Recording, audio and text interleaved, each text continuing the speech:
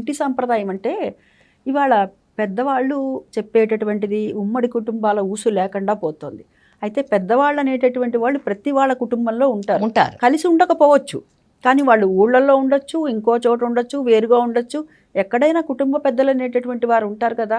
అటువంటి వారిని అడిగితే కూడా నామోషి, ఎవరో యూట్యూబ్లో ఎవరో ఏదో చెప్తారు, దాన్ని అనుసరిస్తున్నారు, ఆచరిస్తున్నారు. అట్లా చేయకూడదు కదా, ఇది సమంజసం. నేను కొత్తగా ఒక విషయాన్ని విన్నాను ఈ మధ్యనే.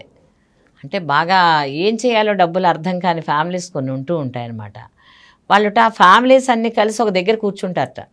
కూర్చుంటే ఒక ఆయన వచ్చి నువ్వు బాబాయ్తో ఎలా మాట్లాడాలో, మేనమామతో ఎలా మాట్లాడాలో, పింతల్లితో ఎలా మాట్లాడాలో ఇవన్నీ కౌన్సిలింగ్ ఇస్తాడట. అంటే పుట్టిన దగ్గర నుంచి నీకు పింతంట తెలియదు, మేనమామ తెలియదు, మేనత్త తెలియదు, ఎవరో తెలియదు అనమాట. వాడెవడో వచ్చి నీకు కౌన్సిలింగ్ ఇస్తే వాడికి ఒక 60,000 50,000 ఇవాళ కౌన్సిలింగ్ ఇచ్చినందుకు. ఏ స్థితికి దిగజారిపోతుందో మన కుటుంబ వ్యవస్థ ఒకసారి ఆలోచించాలి. ఇంకా దిగజారిపోతుంది. ఆశ్చర్యంగా ఉంది. నేను అసలు ఆశ్చర్యపోయాను అనమాట ఆ విషయాన్ని చెప్తుంటే, నాకు నోట మాట రావట్లేదు. ఫ్యామిలీ కౌన్సిలింగ్ ఉందండి వాళ్ళ మా ఇంట్లోనూ అన్నారు. ఫ్యామిలీకి ఏం కౌన్సిలింగ్ చేస్తారు అన్నాను.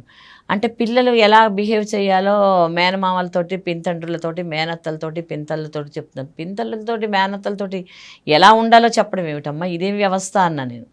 ఇది కొత్తగా ఇలా తయారైందండి, కుటుంబం అందరూ బిజీగా ఉంటున్నారు కదా, అందుకని ఒక రోజు కూర్చోబెట్టి పిల్లలందరికీ చెప్తున్నారు. ఈ పరిస్థితి ఎందుకు వచ్చింది అంటే కుటుంబం ఎలా ఉండాలో కూడా తెలియదు. వీళ్ళకి కౌన్సిలింగ్ ఇప్పించుకునేటటువంటి వాళ్ళు కుటుంబం గురించి ఏం చెప్తారు, వాళ్ళు వీళ్ళకే తెలియకపోతే భావితరాలకు ఏం అందిస్తారు? అదే కదా, అలా దిగజారిపోతుంది. ఏమంటే సమయం దేనికోసం ఈ సమయాన్ని అంతటినీ ఖర్చు పెడుతున్నారో అసలు అర్థం కాదు. పెద్దవాళ్ళంటే గౌరవం నేర్పాలండి పిల్లలకి. ఎవరికోసం నేర్పుతావు?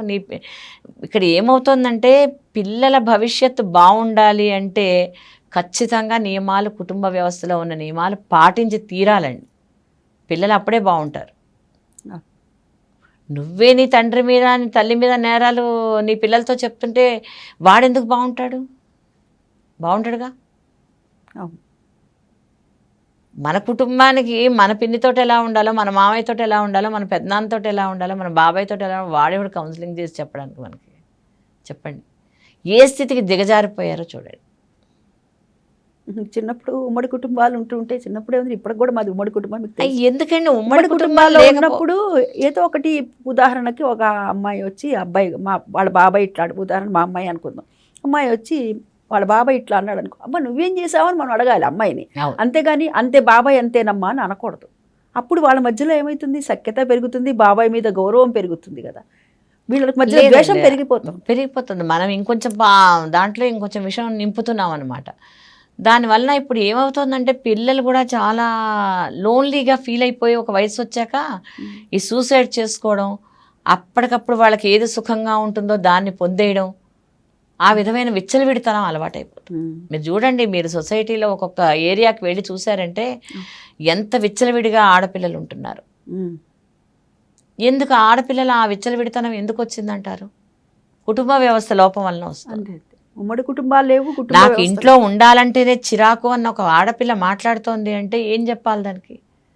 ఇంట్లో ఉండడం కన్నా నీకు ఎక్కడ ఉంటే సుఖంగా ఉంటుంది చెప్పండి. నీ చదువు నుంచి నువ్వు నేర్చుకున్నది ఏముంది? ఆడపిల్ల తల్లిని దాటి ఎప్పుడు వెళ్ళకూడదండి. తల్లి పరిధిలో పిల్ల ఎప్పుడు ఉండాలి ఖచ్చితంగాను. అలా అయినా మగపిల్లాడు కూడా తండ్రి పరిధిలో ఉండాలి.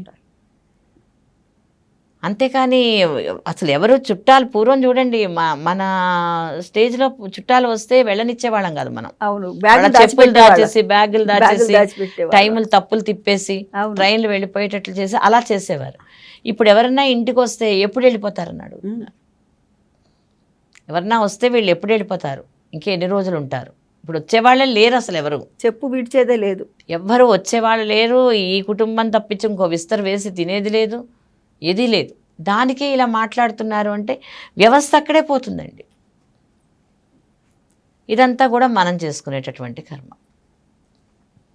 అందుకని దీంట్లోంచి బయటికి రావాలి అంటే మనం అన్నీ కూడా భగవత్ సంబంధమైనటువంటి స్తోత్రాలని, విషయాలని, రాముడు ఎలా ఉన్నాడు రామాయణంలో తెలుసుకోవాలి, కృష్ణుడు ఎలా ఉన్నాడు రాజకీయంగా తెలుసుకోవాలి.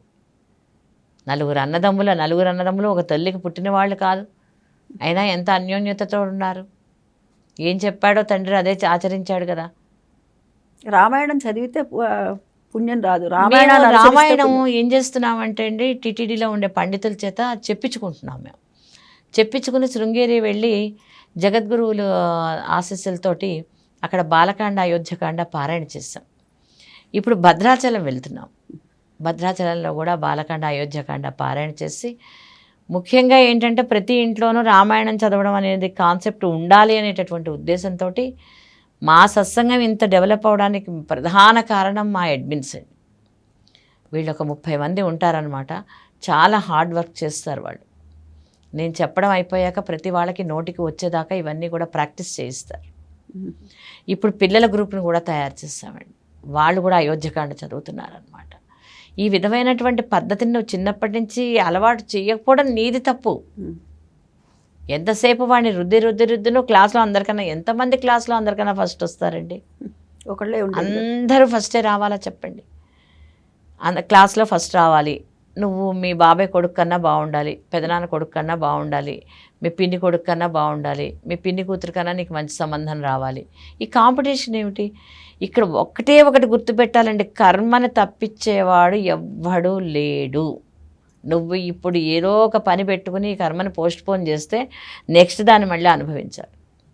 దీన్ని ఇక్కడితో పూర్తి చేసుకున్నావా మంచి ఫ్యూచర్ ఉంటుంది నీకు, లేదా దీన్ని తప్పించుకున్నావా మళ్ళీ వస్తుంది. అంటే ఇలా అని కర్మ అని చెప్పేసి కూర్చోవాలండి నేను అంటే కూర్చోమని ఎవరు చెప్పరు, కూర్చోమని చెప్పరు. ఒకరితో పోలిక వద్దని చెప్తున్నాను నేను. కర్మని తప్పించుకుని భగవంతుడిని ఆశ్రయిస్తే పెద్ద బండరాయి బలే బదులు చిన్న గులకరాయి పడుతుంది. బండరాయి పడితే తల ఒక్కలైపోయి ఉండవు, చిన్న గులకరాయి బొప్పిగట్ట గంటలో తగ్గుతుంది. ఆ విధంగా కాకుండా ప్రతి వాళ్ళు కూడా ఈ కంపారిజన్ వాళ్ళకు ఉంది, నాకు ఉండాలి.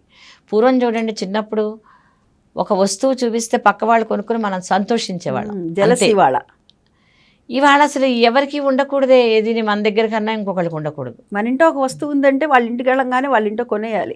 అసలు ఎందుకు ఇలా వస్తుంది? ఈ విధమైనటువంటి మనస్తత్వం ఎందుకు వస్తుంది? ఒకళ్ళకు ఉన్నది మనకు ఉండాలని ఎందుకు అనుకోవాలి?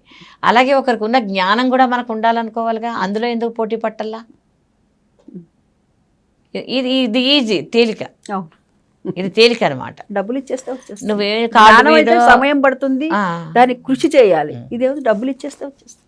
అందుకని ఎవరికి వాళ్ళకి మెచ్యూరిటీ లేని పిల్లల్ని నువ్వు సొసైటీలో విడిచిపెడుతున్నావు అంటే ఖచ్చితంగా నువ్వు బాధే పడతావు ఆ పిల్లలతోటి.